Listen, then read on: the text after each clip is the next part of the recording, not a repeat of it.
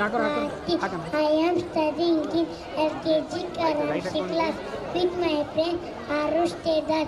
You are presenting 8 hands on Operation Sindur. Operation Sindur is a mission by the India Army. It started after the Pahalgam attack in Kashmir. Our soldiers are fighting against terrorists. They are protecting our country with courage. Many soldiers are working day and night.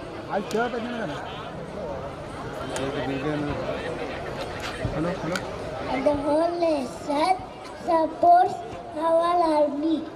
And the operation is going on in the areas. Indian army is strong and brave. We are proud of our soldiers. We salute our heroes. Jai Hind.